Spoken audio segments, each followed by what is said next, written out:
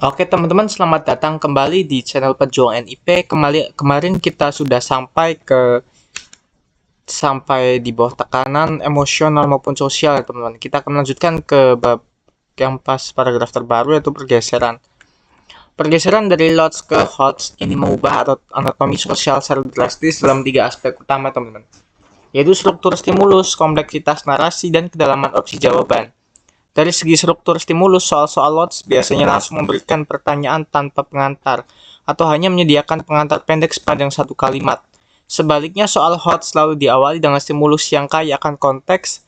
Stimulus ini dapat berupa potongan berita aktual, data statistik, fenomena sosial masyarakat, konflik horizontal antar kelompok, dilema moral di lingkungan kerja birokrasi, atau kisah inspiratif seorang tokoh dalam mempertahankan identitas bangsanya, teman-teman. Stimulus ini didesain bukan sebagai hiasan, melainkan sebagai laboratorium mini di mana peserta harus menggunakan pisau analisis bela negara untuk membedah akar permasalahan yang disajikan, teman-teman. Kemudian kita dari segi kompleksitas narasi, soal-soal HOTS terkenal dengan teksnya yang panjang, padat, dan menuntut konsentrasi tinggi. Karakteristik ini seringkali sengaja digunakan untuk menguji ketahanan mental, kecepatan membaca analitis, para peserta di tengah keterbatasan waktu ujian yang sangat ketat. Teks yang disajikan kerap mengandung detail-detail pengecoh atau distraktor yang tidak bisa dibaca dengan cermat, akan mengaburkan substansi masalah yang sesungguhnya. Misalnya dalam sebuah kasus konflik sosial berbasis SARA di suatu daerah, soal akan menguraikan kronologi kejadian dari berbagai sudut pandang tokoh-tokoh yang terlibat, teman-teman. Peserta tidak diminta untuk menghakimi siapa yang bersalah berdasarkan hukum pidana, melainkan diminta untuk menganalisis tindakan apa yang paling mencerminkan implementasi kesadaran berbangsa dan bernegara dari sudut pandang seorang aparatur sipil negara yang bertindak sebagai pemersatu bangsa. Aspek ketiga dan yang paling sering menjatuhkan peserta adalah kedalaman opsi jawaban pilihan A hingga E, teman-teman. Pada tipe soal LOTS atau Low Order Thinking Skills, opsi jawaban sangat hitam putih, hanya ada satu jawaban yang benar secara mutlak berdasarkan fakta sejarah atau teks undang-undang. Sementara 4 pilihan lainnya adalah jawaban yang salah secara kasat mata atau bahkan absurd. Pada tipe soal HOTS bela negara, batas antara benar dan salah menjadi sangat tipis dan samar. Kelima opsi jawaban yang disediakan seringkali dirancang sedemikian rupa sehingga semuanya tampak benar, positif, normatif, dan memiliki nilai moral yang tinggi, teman-teman. Rahasianya terletak pada kenyataan bahwa di antara 5 pilihan yang tampak baik tersebut, hanya ada satu pilihan jawaban yang paling tepat, paling solutif, paling sesuai dengan konteks stimulus, dan paling mencerminkan peran aktif warga negara ya teman-teman. Disinilah penalaran tingkat tinggi diuji. Peserta harus mampu melakukan eliminasi logis berdasarkan gradasi nilai dan bobot ketepatan sosiologis konstitusional dari masing-masing opsi. Untuk memberikan gambaran yang lebih jernih mengenai transformasi radikal ini, mari kita bandingkan secara kontras contoh konseptual antara soal LOTS dengan soal berpola HOTS pada materi bela negara, teman-teman. Oke, di sini yang pertama kita model soal LOTS atau hafalan kuno ya, teman-teman. Salah satu unsur dalam bela negara adalah cinta tanah air, manakala di bawah ini yang merupakan perwujudan dari cinta tanah air tersebut menurut regulasi Dewan Ketahanan Nasional. Oke, yang A menghafal seluruh lirik lagu kebangsaan, yang B menggunakan produk dalam negeri, yang C mengikuti upacara bendera dengan khidmat, yang D bersedia memanggul senjata saat perang, atau E menghormati bendera merah putih. Di sini analisis soal LOTS soal di atas sangat sederhana.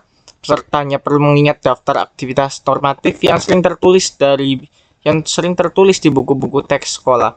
Jawabannya diinginkan sangat eksplisit dan tidak membutuhkan proses penalaran yang mendalam, teman-teman. Semua peserta yang pernah membaca ringkasan materi sekilas akan mampu menjawabnya dalam hitungan detik. Kemudian kita masuk ke model soal yang kedua, yaitu model soal yang hot semen dalam hal ini adalah kontekstual dan penalaran masa kini. Di era globalisasi saat ini, sebuah tren kebudayaan asing berkembang dengan sangat masif di kalangan generasi muda Indonesia melalui platform media sosial. Tren ini memicu perubahan gaya hidup, cara berpakaian, hingga pergeseran nilai-nilai kesopanan lokal yang selama ini dianut oleh masyarakat Indonesia. Di sisi lain, sektor industri kreatif dalam negeri yang memproduksi pakaian berbasis kain tradisional mengalami penurunan omset akibat kalah bersaing secara algoritma dan gengsi sosial di mata remaja.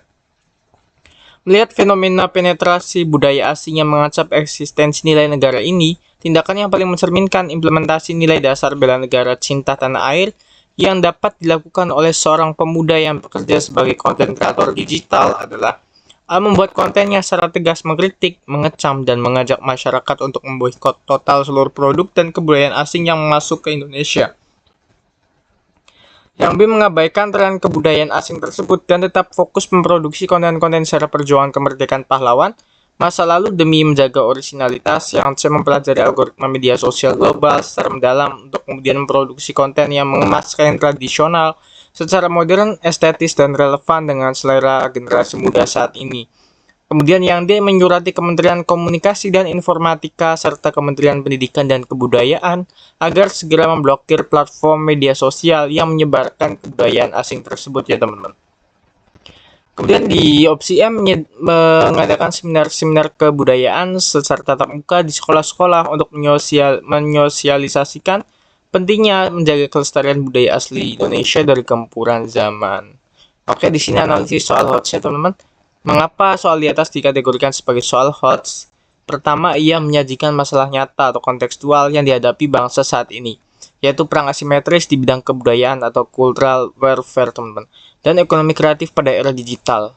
Kedua, soal ini menempatkan peserta pada posisi spesifik, yaitu sebagai seorang pemuda yang bekerja sebagai konten kreator digital, dalam tanda kutip. Pembatasan profesi ini sangat krusial, teman-teman. Tindakan bela negara yang diambil harus linear dengan kapasitas dan keahlian yang dimilikinya. Oke teman-teman, mari kita bedah opsi jawabannya. Untuk pilihan A tampak sangat nasionalis, namun tindakan memboikot total di era globalisasi adalah tindakan yang tidak realistis dan cenderung chauvinistik atau nasionalisme sempit. Pilihan B menunjukkan sikap apatis terhadap dinamika zaman dan tidak menawarkan solusi konkret atas matinya industri kreatif lokal. Kemudian pilihan D adalah bentuk pelarian tanggung jawab individual kepada instansi pemerintah dan pemblokiran total bukanlah solusi bijak dalam ekosistem digital global. Pilihan E adalah langkah yang baik secara normatif namun tidak memanfaatkan keahlian utama sang tokoh sebagai konten kreator digital, teman-teman, yang memiliki jangkauan luas di media sosial, kemudian serta efektivitasnya dilakukan untuk merangkul generasi masa kini yang sudah terlanjur kecanduan ruang cyber. Kemudian pilihan C adalah jawabannya yang paling tepat dan bernilai hoax tertinggi. Mengapa?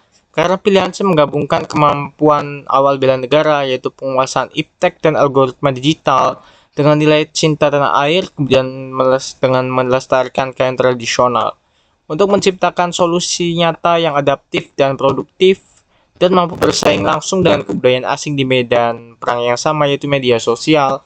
Tindakan ini mencerminkan esensi sejati dari dalam tanda kutip berperan aktif mempertahankan eksistensi bangsa di masa damai, teman-teman. Oke teman-teman, sekian dulu untuk part kali ini. Mohon maaf apabila ada salah kata atau kekurangan. Sekian teman-teman, sampai jumpa di part selanjutnya. Terima kasih.